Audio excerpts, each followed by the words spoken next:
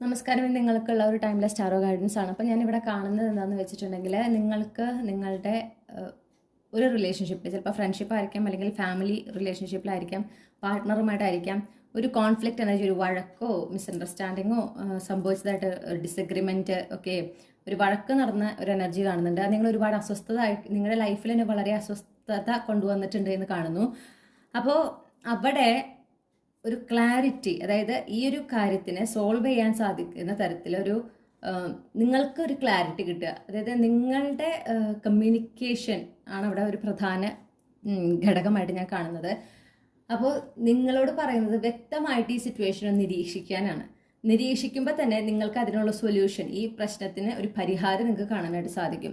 Okay, അപ്പോൾ നിങ്ങളവിടെ അത് കൃത്യമായിട്ട് അനലൈസ് ചെയ്യുമ്പോൾ എന്താണ് പ്രശ്നമെന്നും എന്തുകൊണ്ടാണ് ഈ വഴക്കുണ്ടായതും എന്നുള്ളതിൻ്റെ കാരണം കൃത്യമായിട്ട് മനസ്സിലാവും. അത് മനസ്സിലാക്കുന്ന പക്ഷം നിങ്ങളത് കൃത്യമായിട്ട് നിങ്ങൾക്ക് പറ്റുമെന്നാണ് പറയുന്നത്. നിങ്ങളെ കൊണ്ട് സാധിക്കും, നിങ്ങൾക്ക് അത്രയും നന്നായി കമ്മ്യൂണിക്കേറ്റ് ചെയ്യാൻ പറ്റുന്ന വ്യക്തിയാണ്. പക്ഷെ നിങ്ങൾ വളരെ സംയമനത്തോടെ എന്ത് വേണം, ഇതിനെ അഡ്രസ്സ് ചെയ്യുക, കമ്മ്യൂണിക്കേറ്റ് ചെയ്യുക ആ വ്യക്തിയുമായിട്ട്. ഓക്കെ, അവരെ കേൾക്കാൻ തയ്യാറാവുന്നില്ല എന്ന് പറഞ്ഞാലും ഒരു മനസ്സമാധാനത്തിൽ അവരോട് കാര്യങ്ങൾ പറയാം.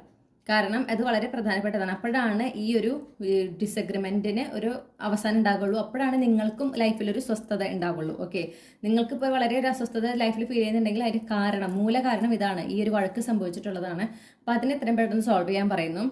സോൾവ് ചെയ്യുന്ന പക്ഷം, ഇത് കൃത്യമായി കമ്മ്യൂണിക്കേറ്റ് ചെയ്യുന്ന പക്ഷം, ആ ഒരു പ്രശ്നം അതിന്റെ മെയിൻ റീസൺ കണ്ടെത്തി അതിനെക്കുറിച്ച് ഡിസ്കസ് ചെയ്ത് അതിനൊരു സൊല്യൂഷൻ കണ്ടെത്തുന്നതോടുകൂടെ ഈ പ്രശ്നം സോൾവ് ആകുകയും നിങ്ങളുടെ ഇടയിൽ വളരെ പീസ്ഫുൾ ആയിട്ടുള്ള ഒരു എനർജി വരിക, ഓക്കെ, സന്തോഷം നിറഞ്ഞൊരു സമയം തിരിച്ചു വരികയും ചെയ്യുന്നതായിട്ട് കാണുന്നുണ്ട്. പക്ഷെ അതിന് ഇനീഷ്യേറ്റ് എടുക്കേണ്ടത് നിങ്ങൾ തന്നെയാണ്.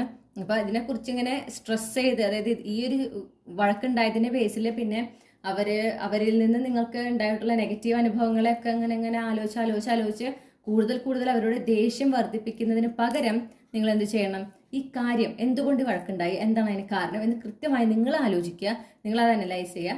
നിങ്ങൾക്കപ്പോൾ അതിന് സൊല്യൂഷൻ കിട്ടും. നിങ്ങൾ ആ വ്യക്തിയായിട്ട് വളരെ മെച്യൂർലി അവരോട് ഇത് പ്രസന്റ് ചെയ്യുക.